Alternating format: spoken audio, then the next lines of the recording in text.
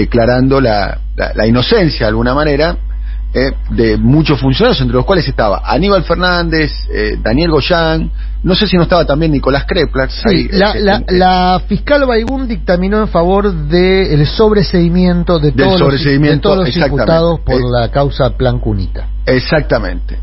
Daniel, muy buenos días, ¿cómo le va? ¿Qué tal, Daniel? Buenos días.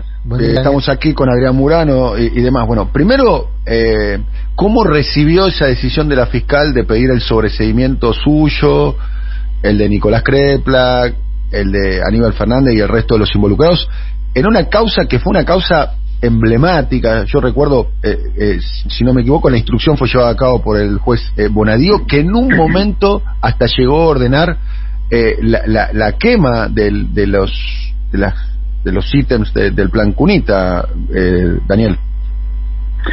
Sí, tal cual. Es una causa que se instruyó según lo que se lee en el dictamen, que es un dictamen muy extenso, 60-70 hojas, de la fiscal Baigún. Deja de manifiesto ahí la enorme cantidad de irregularidades que se plantearon, básicamente con el objetivo, primero, de persecución política, pero también, segundo, de discontinuar un plan que era maravilloso en términos de reducción de la mortalidad infantil, en términos de justicia social, de dignidad para las familias más humildes del país, y que llegara en ese momento tan hermoso cuando llega un niño o una niña al mundo, poder hacerlo con la felicidad y la alegría que lo hacía esta gente al recibir esa población objetivo, recibir las cunitas. Y la primera cosa es considerar eso. La segunda es que deja de manifiesto que se hizo un procedimiento absolutamente irregular, porque cuando uno acusa de que se pagaron sobreprecios, la única manera de probarlo es hacer una pericia. Eso es un trabajo pericial para ver si realmente se pagó de más o no. Y ese trabajo no se hizo. Yo no sé si hay un antecedente en la historia en donde se eleva a juicio una causa en la cual, después de pedir 3 pericias el juez Bonadío, como no le dieron bien, como él quería, dictamina la nulidad, sigue con el expediente y toma como prueba lo que los precios, como dice la propia denunciante Ocaña, que ella había ido a relevar a 11, ¿no? En donde además de 42 productos presenta 28, las más importantes como el Moisés Cuna no lo presenta, y donde además es incomparable porque ahí no está contemplado todo el precio logístico, financiero, el costo financiero, los costos logísticos, los costos de transporte en general, de armado de los kits. No es comprar una cosa, eran, imagínense, 42 productos, multiplíquenlo por 156.000, había todo un trabajo logístico de armado de las cajas de los kits, que además debían ser compactas para no pagar tanto el precio para enviarlo a todo el país. Es decir, se eleva sin pericia. Es decir, él toma la decisión de elevarlo sin pericia de precio. Bueno, lo que hizo la fiscal cuando toma esta causa, dice, pero acá no puedo comprobar si hubo delito o no, porque no tengo la pericia. Bueno, pide una pericia contable, una pericia financiera, y las 2 pericias dan que no hubo ningún sobreprecio, que estuvo todo absolutamente normal, que no hubo ningún direccionamiento para favorecer a ninguna empresa. Es decir, todo mentira, pero simplemente esto se hubiese resuelto si se hacía una pericia en el momento y no se elevaba a juicio. Es decir, faltó esa investigación. Hoy lo que dice la fiscal, hice la investigación y da que estuvo todo bien, con lo cual no hay delito. Es esa la historia triste, una más, de tantos casos de lawfare en la Argentina. Daniel, ¿hay un cálculo de cuántos niños y cuántas niñas se quedaron sin la posibilidad de tener su kit cunita? Sí, claro, porque el plan inicial, no recuerdo exactamente el número, pero estimaba que podía haber 150.000, alrededor de 150.000 personas en la Argentina vulnerables económica y socialmente. Básicamente eran las que recibían, las mujeres de las familias que recibían la UH, y que ya tenían una situación de vulnerabilidad, Y ese es el universo. Probablemente se hubiese ampliado un poquito más, porque también habíamos recibido la demanda de mucha gente que, aún teniendo un ingreso fijo, ese ingreso fijo era incluso hasta por debajo de los ingresos que podían tener algunas familias que se beneficiaban con el AUH. Así que probablemente se hubiese incrementado, pero básicamente eran unas 150.000 personas vulnerables, y donde le cuidábamos la salud, porque el colecho principalmente era lo que produce una gran cantidad de muertes por asfixia de los bebés cuando son menores de 6 meses. Entonces, cuando comparten el lecho con padre y madre en la misma cama.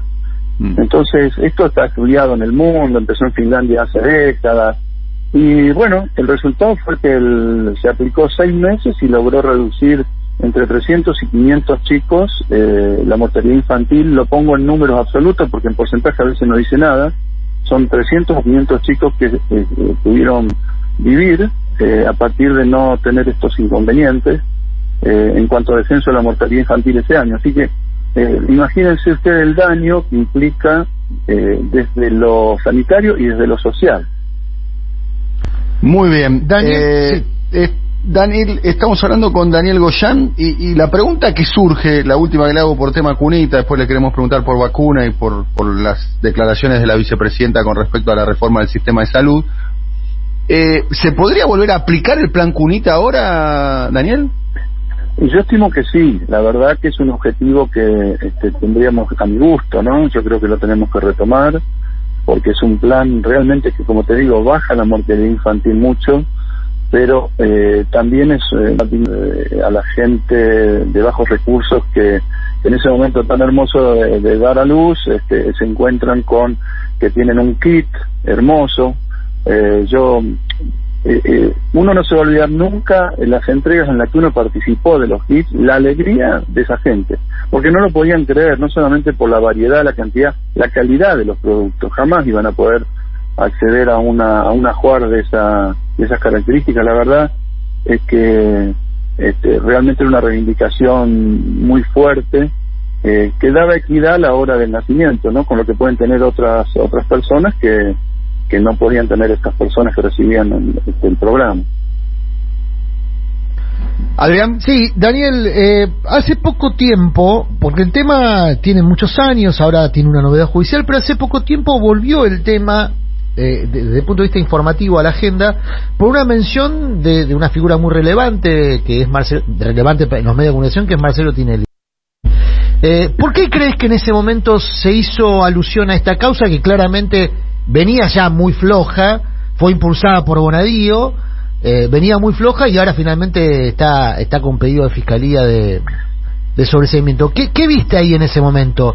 ¿Un intento de uso político, un problema de información del animador?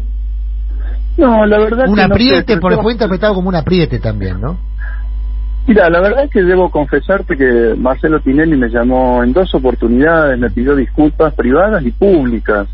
Dice que fue un mal momento, que no es su estilo, que no es lo que él quiso decir en ese momento, bla, bla, bla, pero la verdad es que eso ya está, hecho superado, porque tuvo el gesto de reconocer públicamente que había sido un error, así que yo lo doy como una cuestión superada. Te preguntaba esto porque fue muy utilizada políticamente la causa. De hecho, hay quien le da un grado de gravitación en las elecciones del 2015. Formó parte de aquel combo de causas en el 2015 donde el imputado, por ejemplo, era el entonces jefe de gabinete Aníbal Fernández, que era candidato a la gobernación de la provincia. O sea, pareciera ser como que fue el último uso político posible que se le pudo dar a esta causa. ¿Crees que ya está, digamos? No, yo creo que ya está, porque vos fijate, sí, falta por supuesto que se defina el tribunal. La fiscal ha dicho que no impulsa ninguna causa porque no hay delito, y el último que se tiene que expedir, esperaremos respetuosamente que se expida al tribunal. Okay. Pero si todo es como parece que viene, esto ya está definitivamente finiquitado. La única diferencia es que fueron muchas tapas de diarios y esto que pasó ayer no salió en ninguna sola de esas tapas, digamos, ¿no? Es lo de siempre. Lo usan políticamente, llenándote de tapas, envenenando a la gente, y cuando después salen las absoluciones, por ahí lo ponen en la página 18 en el último renglón. Pero bueno, es así, ya sabemos cómo es el periodismo de guerra. Hoy el tema de tapa es el tema de los llamados varados. ¿Está bien llamarlo varados o no? Esto es toda una mentira. Primero, porque hablan de 45.000, ya lo explicó la directora nacional de migraciones, que 45.000 son los que salieron los últimos 6 meses, que hoy en este momento, gente que salió por turismo u otras causas, hay 10.000 argentinos. Estos 10.000 argentinos, antes de partir, firmaron una declaración jurada en la que decía que asumían las consecuencias que pudieran traer el cambio en el estatus de la situación epidemiológica que eventualmente pudiera generar esto que está pasando, que hubiera un cambio en el estatus epidemiológico y por lo tanto había que reprogramar su regreso. Lo firmaron, estuvieron de acuerdo, dijeron sí, me voy asumiendo que corro este riesgo. Bueno, no hay varado de gente que no se enteró lo que le iba a pasar. Hay gente que sabía y asumió el riesgo y salió. No obstante eso, nosotros en la provincia de Buenos Aires estamos tratando y vamos a tomar una serie de medidas que le alivie lo más posible la situación al regresar al turismo. No tenemos nada con el que se fue de turismo, no tenemos nada con el que se fue, obviamente por razones de trabajo. Lo que sí tenemos es que proteger a la población argentina de las variantes que están entrando. Entonces, ¿qué vamos a hacer? La persona antes de viajar tiene que tener 72 horas previas una PCR negativa, 3 días antes de abordar el avión. Cuando llega a Ezeiza, se le hace un test de antígeno, siendo este positivo, va a un hotel, ya eso estaba sucediendo, a cumplir la cuarentena necesaria. Siendo negativo el test, en la provincia de Buenos Aires va a ir 4 días a un hotel, hoteles en donde va a permanecer aislado. Aquellas personas que hayan salido antes de esta decisión, esos 4 días el hotel va a estar a cargo del Estado provincial. Los que ya salen ahora firmando que saben a qué se exponen y que tienen que volver y hacer los 4 días, entonces cuando regresen sí se van a pagar de su bolsillo los 4 días de hotel. ¿Por qué 7 días? Porque en el 7º día antes de irse, los 3 antes de partir con la PCR negativa, los 4 en el hotel, ya consideramos que con una PCR previa ese 7º día de nuevo, es muy seguro que esa persona no va a tener el virus y no obstante eso se le va a dar 3 días más en el domicilio, controlado por teléfono como hacemos habitualmente, con auditorías, ¿no? Muestrales. Es decir, nosotros queremos embromarle lo menos posible incluso a los que se fueron y vuelven. No está la voluntad, no es esa, la voluntad es preservar la salud de la gente, eso se entiende perfectamente. Y los mismos diarios que alaban medidas de restricción en otros países muchísimo más duras. Australia llegó al extremo de imponer 5 años de prisión a los que volvieron desde la India, por ejemplo, ¿no? Y hace poquito, hace 1 mes y medio. Otros países han tienen, ¿no? Y 14 días, 10 días a cargo de...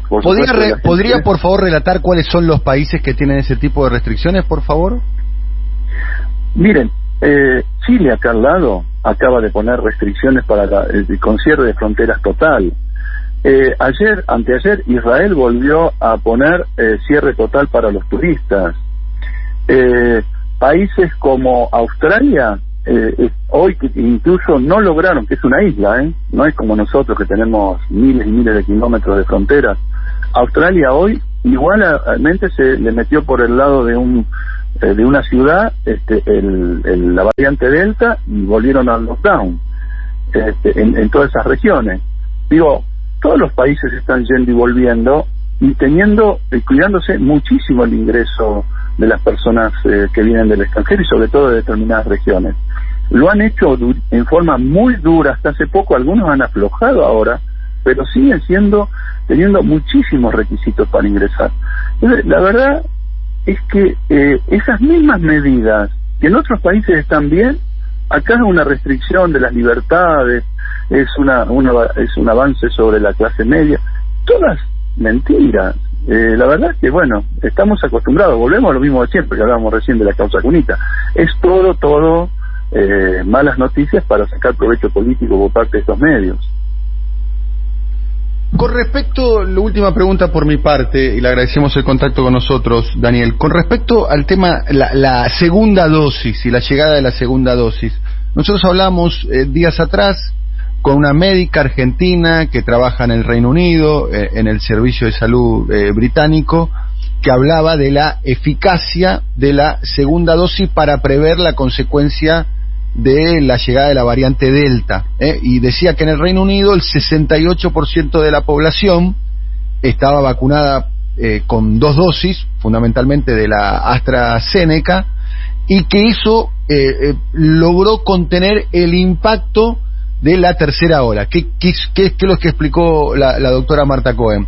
La cantidad de infectados está creciendo, pero la cantidad de personas internadas y de fallecidas se mantiene en un nivel bajo, lo cual probaría de alguna manera la eficacia de la vacunación masiva para enfrentar una nueva ola. En esa instancia, en ese terreno, digamos, de porcentaje de primera dosis, segunda dosis, y lo que estaría evitando con política pública la Argentina una tercera ola, ¿en qué instancia estamos, doctor? Bien, en Inglaterra, tal cual como dice la doctora Cohen, en estos momentos están en llegando a 20.000 casos por día, después de haber estado a 1.500 casos promedio semanal diario, ¿no? Hace escasos 4 o 5 semanas. Pero la mortalidad efectivamente subió de 7 promedio diarios que tenían hasta hace 2 o 3 semanas, y hoy está en 13 promedio diarios, con picos de 17, pero días de 3. Es decir, efectivamente el impacto sobre las internaciones y la mortalidad bajó mucho, y eso es una prueba irrefutable de la eficacia de las vacunas. Hay un montón de trabajos que demuestran que ya con una sola dosis hay una muy buena defensa en términos de anticuerpos y en términos de defensas mediadas por linfocitos T, ¿no? La segunda línea o la otra línea de defensa que tiene el organismo. En Argentina lo que estamos haciendo es avanzar rápidamente sobre primeras dosis, completar las segundas dosis. Todo lo que entró de Sinopharm ya se aplicaron, todas las segundas dosis están aplicadas. Las vacunas que entraron de AstraZeneca se están aplicando todas las segundas dosis a los 3 meses. Si en el transcurrir del tiempo de estas próximas semanas, con la entrada de cada vez más cantidad de vacunas, ese periodo se puede aplicar, se va a evaluar en la Comisión Nacional de Inmunizaciones y se aplicará de 3 meses a 2 meses. Estando las dosis, se van a ir completando todos los esquemas. Y en cuanto al Sputnik, como son 2 componentes distintos, quien tiene una Sputnik 1, componente 1, tiene más defensas que la vacuna de Janssen, que también es del mismo adenovirus, la misma plataforma, pero tiene más defensas que esa vacuna, que es monodosis en Estados Unidos. Esa vacuna es la que se aplicó, si ustedes recuerdan, el presidente Macri cuando fue allá, la de Janssen. Es decir, están muy bien protegidos y se irán completando las segundas dosis en la medida que vayan llegando. De hecho, ayer llegaron, esta semana van a estar llegando más, y llegó el componente para producir aquí en la planta de Pilar del laboratorio Richmond. Es decir, vamos a estar entregando las segundas dosis también. Eso, que la gente se quede tranquila lo más rápidamente posible. Vamos a entregar todas las segundas dosis que corresponden, y vamos a seguir en el objetivo de... ¿Podría acelerarse? Porque otra de las cosas de lo que nos decía la doctora Cohen, digamos, tomamos esto como ejemplo porque el Reino Unido es como un modelo, ¿no? En el sentido de que tiene un porcentaje alto de su población vacunada, y que está haciendo frente a la variante Delta, ¿no? Por el tráfico aéreo que hay entre la población hindú que vive en el Reino Unido, bueno, por varias razones culturales y demás, y se está mostrando, para decir una manera, entre comillas, eficaz frente a esto. Y lo que plantea el otro día la doctora Cohen, la última pregunta que le hago sobre este tema, es la posibilidad, decía que en el caso de la AstraZeneca la segunda dosis se podría aplicar en la tercera semana, o sea, los 21 días.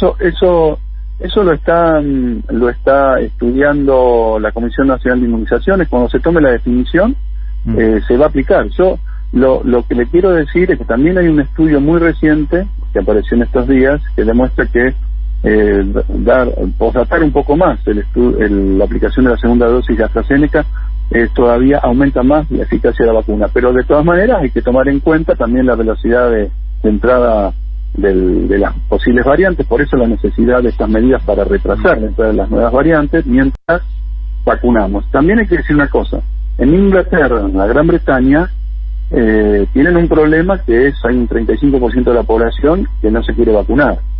En la Argentina, ya por lo menos en la provincia de Buenos Aires, ya han manifestado y se han registrado para vacunarse de mayores de 18, ya vamos por el 75% y vamos a llegar. Argentina es un país pro vacuna, ¿no? Es pro vacuna a pesar de la tremenda campaña que se hizo en contra de las vacunas. Nosotros, acuérdense, vamos a estar por arriba del 80-82% de la población o más con voluntad de vacunarse y que se va a vacunar. Y esto no se da ni en Estados Unidos, ni en los países europeos, ni hablar en Rusia. La verdad que países que supuestamente tienen más desarrollo que nosotros, en este aspecto le estamos ganando bastante bien. La última pregunta, porque sé que tiene otros compromisos y le agradecemos el tiempo con nosotros. Estamos hablando con Daniel Goyan.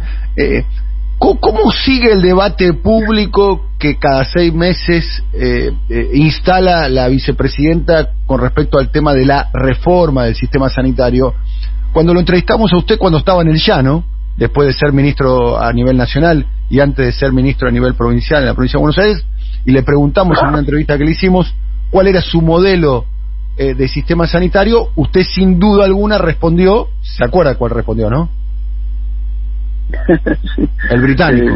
El británico. Sí, bueno, pero yo digo una cosa, como modelo ideal uno podría plantear el británico, como modelo real, de la vida real, es el mejor modelo que podamos construir desde la realidad que tiene nuestro país, que no es partir de cero como lo hizo el modelo británico. Partió con un modelo y lo sostuvo durante el tiempo, aunque está siendo bastante atacado, ¿no?, por las grandes multinacionales, sobre todo farmacéuticas. Pero de todas maneras, uno no pretende que acá vamos a empezar de cero, con lo cual hay que construir el mejor modelo posible, articulando todo lo que tenemos, pero básicamente con un requisito: el que debe tener la gobernanza política, me refiero, sobre el conjunto del sistema, es el Estado, pero me refiero a como organizador del sistema, no como el que va a ir a meterse ni estatizar ni nada de eso.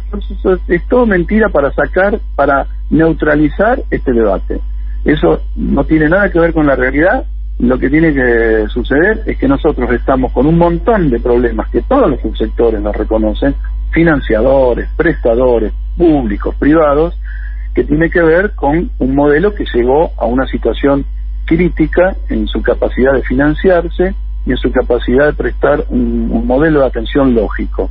Entonces tenemos judicialización, tenemos medicamentos de alto precio, tenemos la problemática de la formación de recursos humanos, qué tipo de recursos humanos, el modelo de atención en cuanto a que es muy desorganizado. Bueno, todo esto, cuando nos ponemos a charlar con todos los actores, hay no menos de 15 problemas que todos decimos, todos coincidimos en lo mismo. Bueno, el primer paso es avanzar sobre esos 10, 12, 15 problemas en los que todos coincidimos que podemos hacer cosas para mejorar el sistema. Luego veremos el resto. Hay que hacer un proceso virtuoso de transformación del sistema. Eso es lo que estamos proponiendo, lo que proponen todos. Yo les puedo asegurar que por mi despacho desfilan todas estas personas que después salen por ahí a decir otra cosa en público, pero que dicen, che, ¿qué hacemos con esto? Bueno, los problemas están, pongámoslos sobre la mesa y afrontémoslo. Daniel, muchísimas gracias, un abrazo. No, por favor, gracias a ustedes. Hasta luego. Daniel Goyan conversando con nosotros, el ministro de Salud de la provincia de Buenos Aires. Varios títulos dejó.